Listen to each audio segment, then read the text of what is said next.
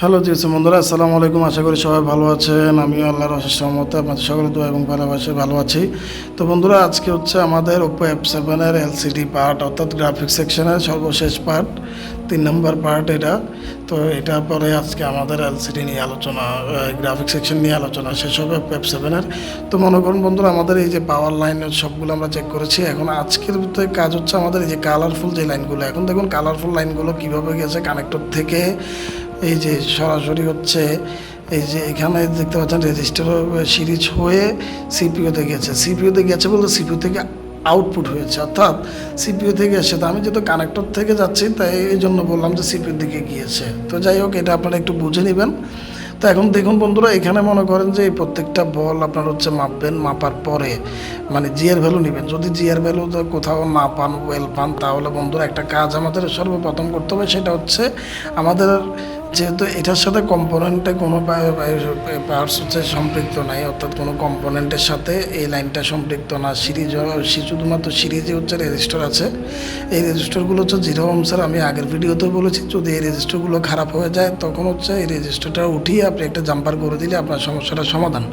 কিন্তু এখন ধরুন এখানে সর্বপ্রথম আপনি এখন সব চেক করার পরেও ঝামেলা যখন হবে, সর্বপ্রথম কাজ হচ্ছে আপনার সুন্দরভাবে, আপনার সুন্দর দক্ষতার মাধ্যমে, সুন্দর স্কিলের মাধ্যমে হচ্ছে সিপিইউটা সুন্দরভাবে তুলতে হবে।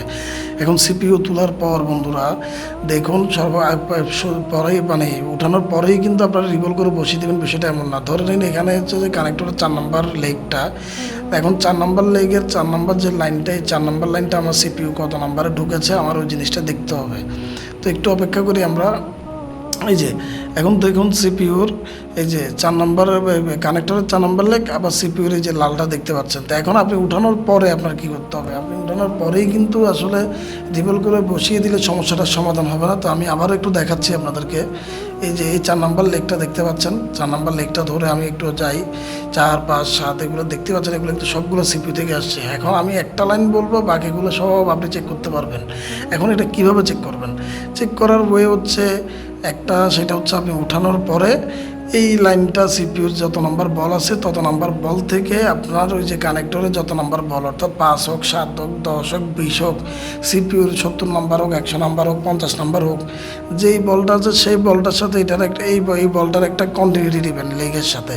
কারণ যেহেতু এটা একটা লাইন, তো এই লাইনটা যদি একদম ঠিকভাবে আপনার কন্টিনিউটি দেয়, জিএর বেরোতে যদি আপনার ডায়োড মোডে যদি 0 আসে বা 0 1 আসে, তাহলে বুঝে নেবেন যে আপনার এই লাইনটি সরাসরি পাকাপোক্ত হতে ভালো আছে। যদি কোনোভাবে ওয়েল আছে অথবা কন্টিনিউটি না দেয়, তাহলে বুঝবেন লাইনটি মিসিং আছে।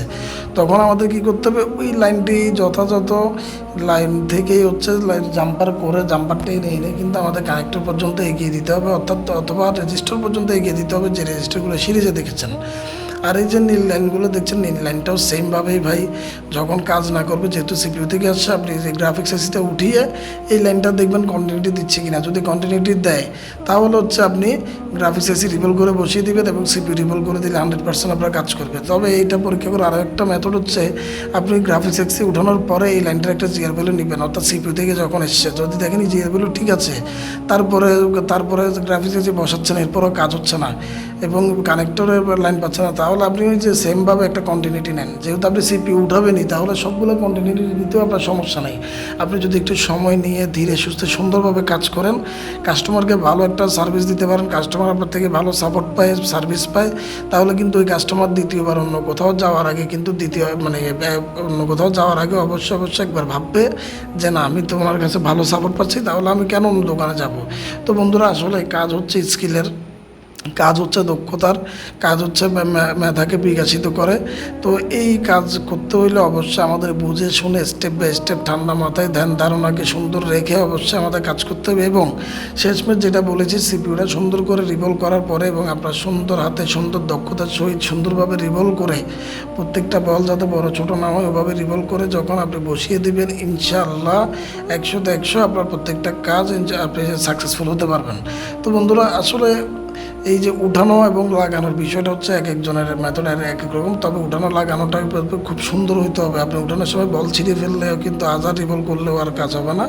তো বলগুলো আবার টেনে দিতে হবে, তারপরে মাইক্রো জাম্পার দিয়ে বলগুলো তৈরি করবেন, তারপরে কাজ করবে। তো যাই হোক বন্ধুরা, আজকের ভিডিওটা এই পর্যন্তই ছিল। আশা করি আমার ভিডিওটা বুঝতে পেরেছেন এবং বন্ধুরা আমার ভিডিও ভালো লাগলে একটা শেয়ার দিয়ে দেবেন যাতে নতুনটা কিছু শিখতে পারে। তো ধন্যবাদ, আসসালামু আলাইকুম, আল্লাহ হাফিজ।